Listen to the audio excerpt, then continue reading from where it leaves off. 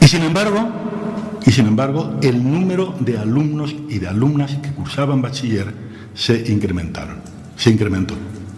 Pero peor todavía, es que también no solo se redujeron los recursos públicos, es que también se redujeron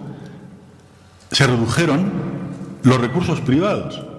Es que la renta per cápita de los españoles disminuyó y la renta de las familias en general disminuyó también. Y sin embargo, los padres enviaron a sus hijos y a sus hijas más a estudiar bachillerato y a la universidad que nunca antes, y eso fue creciendo en medio de la crisis, del hambre, de la penuria y de la miseria y de la censura y de la represión política del franquismo de la posguerra. La clave del asunto está en una institución de la que muchos habréis oído hablar y yo representé, que es el alumno libre de bachillerato.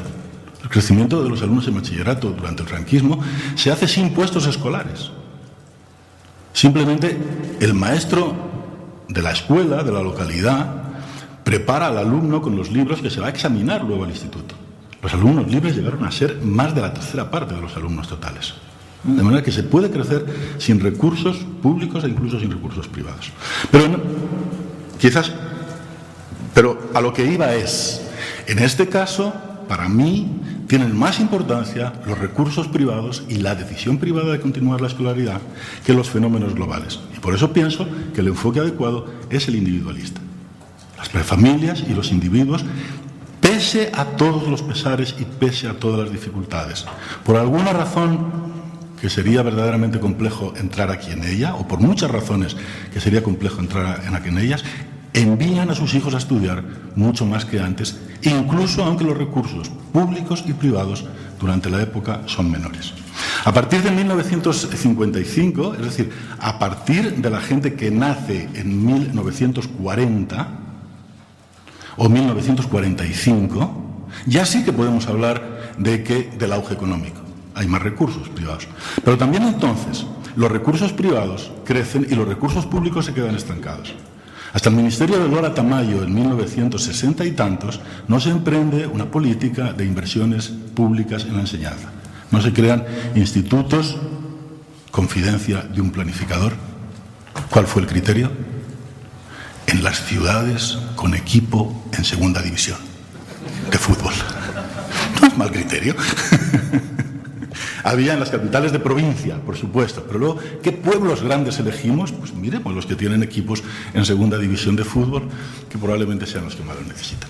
Pero hasta entonces, repito, crecen los recursos privados y no crecen los recursos públicos. Por eso pienso que el enfoque adecuado es qué hacen las familias, porque la expansión educativa es resultado de las decisiones de las familias. Segunda cuestión, que es, sobre esta tengo un criterio claro. Sobre la siguiente cuestión, que es la segunda, y aquí falta una S, mi criterio es menos claro. Es decir, ambigüedad del concepto de igualdad. Y de los muchos conceptos de igualdad, o por lo menos de las varias operacionalizaciones, porque podríamos hablar de un solo concepto, pero varias operacionalizaciones, ¿cuál es más adecuado en cada situación? Yo he dicho antes al exponer los resultados, podríamos hablar de crecimiento de la igualdad, podríamos hablar de crecimiento de la desigualdad. Sí, pero ¿con qué criterio? La primera vez que yo examiné estas cosas, que fue comparando el censo de 1960 con el censo de 1970, utilicé sin pensarlo dos veces el criterio de diferencias relativas. Es decir, supongamos que los obreros pasaron de 2% en el bachillerato al 4%. Doblaron. Supongamos que los trabajadores independientes pasaron del 10% al 20%. Pues también doblaron. El crecimiento fue igual. Ese es el criterio de diferencias relativas.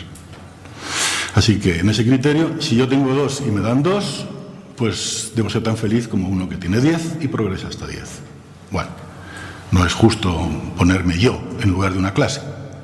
Así que si una clase social tiene un 2% de alumnos en el bachillerato y pasa a 4, ha hecho el mismo progreso que una clase que tiene 40% y pasa a 80. Naturalmente, con este criterio es muy difícil que aumente la desigualdad.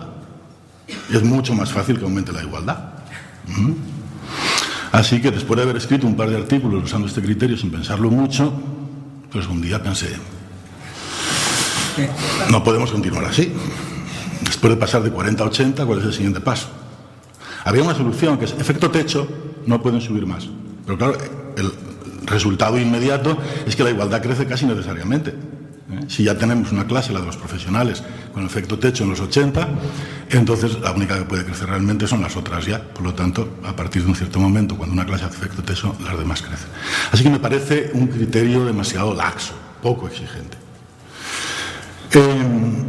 Hay otro criterio que es más simple y que es el que yo pienso que debemos utilizar en los crecimientos, que es simplemente el de las diferencias absolutas. No me importa cuántos efectivos había escolarizados de cada clase. Lo que me importa es cuántos puntos porcentuales crece cada clase, y eso voy a considerar, las diferencias entre antes y ahora. Voy a ser neutro respecto a la influencia, tanto de lo que se ha conseguido, de lo que cada clase ha conseguido, como a la distancia de lo que le queda por conseguir. Voy a ser neutro respecto a esas distancias y voy a considerar únicamente las diferencias absolutas. Es muy simple y es simple, es intuitivo, parece razonable y tiene una enorme ventaja, y es que no se necesita saber estadística, ni siquiera matemáticas, más allá de sumar y restar, porque multiplicar y dividir tiene su complejidad, para apreciar el asunto. Así que utilizo, cuando hablo de igualdad y de desigualdad, utilizo un criterio muy simple que es aumento o disminución de las diferencias absolutas, sin más. Hay un criterio todavía más complejo, que es el de las dobles razones, odds ratios, que es el criterio que incorporan los programas estadísticos log linear y los programas estadísticos de regresión logística, y que es un criterio discutible también, razonable también, pero que tiene el inconveniente de que es poco intuitivo. Da resultados distintos de este. Y hay otro criterio que puede parecer más razonable muchas veces, que es la diferencia relativa no a lo conseguido, sino a lo que me queda por conseguir. De tal modo que si una clase parte de 10 y si una clase aumenta 10 puntos y tenía 10, entonces lo que yo digo es que aumentó 10 sobre 90 que le faltaban para llegar a 100. Mientras que si una clase tiene 50 y aumenta 10, digo que aumentó 10 sobre 50 que le faltaban para llegar a 10. De modo que la clase que tenía más, la de 50, con este criterio, aumenta más 10 partido por 50, un quinto, que la clase a la que le faltaban 90, que con este criterio solo aumenta un noveno. Es un criterio más exigente, razonable probablemente en ciertos casos también, pero que tiene un supuesto muy fuerte, y es que la clase es de algún modo consciente de lo que le falta, aunque ese supuesto puede pensarse que no es tan fuerte si consideramos que son individuos que están sin escolarizar y que podrían escolarizarse si se cumplieran ciertas condiciones. Bueno, yo adopto el criterio de mayor simplicidad, entre otras cosas, para que la exposición sea clara y transparente para todo el mundo, pero quiero dejar claro que es una decisión y que esa decisión implica hablar de igualdad y desigualdad en casos en que no lo haríamos si utilizáramos otros criterios. ¿De acuerdo? Aunque hay un caso en el que este criterio no me parece bueno. ¿Cuál es ese caso? El de las disminuciones. Y alguien puede decir, puro oportunismo. ¡Qué cara dura! Si aumentan, yo digo, no, importan los aumentos absolutos, 10, 10, 10. Pero si disminuyen, no, ahí importan las disminuciones relativas. Si disminuye 10 el que tiene 50, disminuyó en un quinto. Pero si disminuye 10 el que tiene un 20, ha disminuido mucho más, porque ha disminuido el 50%. Y bueno, es un criterio distinto cada vez. ¿Cuál es la justificación para esto? No la tengo muy clara, ni estoy muy seguro de ella, pero la justificación es la siguiente.